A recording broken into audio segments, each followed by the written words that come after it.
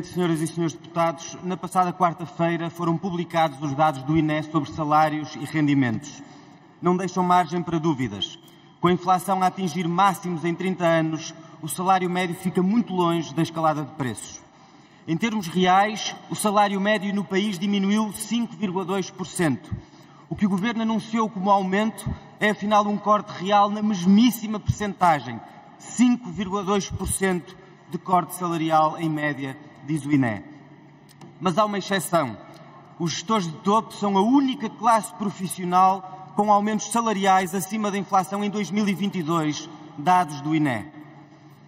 Vejam esta profunda hipocrisia, esta desigualdade, esta ofensa. Afinal de contas, os aumentos salariais reais só são impossíveis para a classe trabalhadora.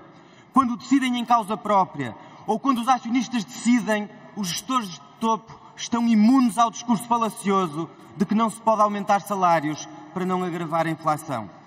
Infelizmente, o agravamento desta disparidade não é nenhuma novidade. De ano para ano, ela tem aumentado sempre. No ano passado, o rácio entre os salários médios e os salários dos gestores das empresas do PSI 20 agravou-se. A remuneração variável dos administradores aumentou 27,8%, enquanto o vencimento médio dos trabalhadores aumentou no mesmo período apenas 2,7%, 10 vezes menos. Uns com aumentos muito consideráveis, outros com perdas reais de efeito aflitivo para quem conta cada tostão até ao final do mês. Em média, os administradores das empresas principais cotadas na Bolsa Portuguesa oferem 32 vezes mais do que os trabalhadores, mas se formos a casos concretos, a diferença é muito maior. No Pingo Doce, a diferença é de mais de 260 vezes entre a remuneração do administrador Pedro Soares dos Santos e os salários médios dos trabalhadores da empresa.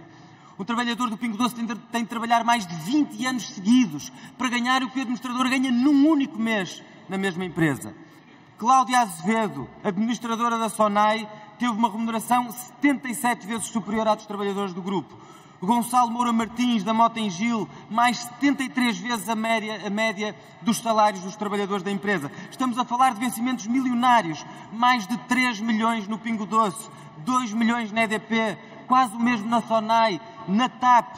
Ao mesmo tempo que se cortava salários aos trabalhadores, Alexandra Reis recebeu $500 mil para a alegada renúncia ao seu cargo. E a CEO da TAP garantiu já um bónus de 3 milhões que o Governo se aprestou a dizer que é para cumprir.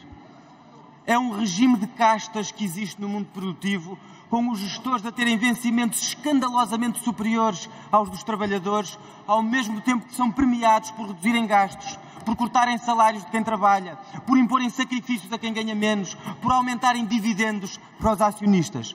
Que isto aconteça, não apenas no setor privado, mas até em empresas com capital público, mostra até que ponto se impôs a ideologia neoliberal das castas e do privilégio.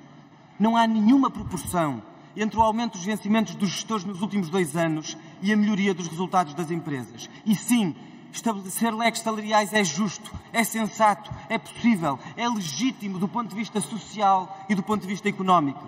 As empresas são instituições que são reguladas por lei. É disso que se trata quando debatemos os leques salariais de referência, para que haja uma proporção entre o salário mínimo e o salário máximo. Em setembro de 2018, o Bloco apresentou aqui um projeto de lei neste sentido.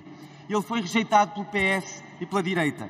Nessa altura, o PS apresentou uma recomendação ao Governo, assinada, subscrita em primeiro lugar por Carlos César, atual Presidente do partido, a propor ao Governo que estabelecesse um mecanismo de limitação proporcional da disparidade salarial no interior de cada organização pública ou privada. Não aconteceu nada desde então. No programa eleitoral do PS 2022 está lá limitar os leques salariais excessivos das empresas, mas nenhuma medida foi tomada para enfrentar o regime de desigualdade e de castas que caracteriza a nossa economia e esta disparidade. Na verdade, a prática política do Governo do PS tem protegido estas desigualdades, ao mesmo tempo que a política económica e salarial comprime os rendimentos de quem trabalha. Hoje, o Parlamento tem a oportunidade de dar um sinal, de tomar uma decisão, de criar uma referência, de estabelecer um mecanismo contra esta ignomínia. E é isto que o Bloco de Esquerda propõe com este projeto de lei. Muito obrigada, Sr.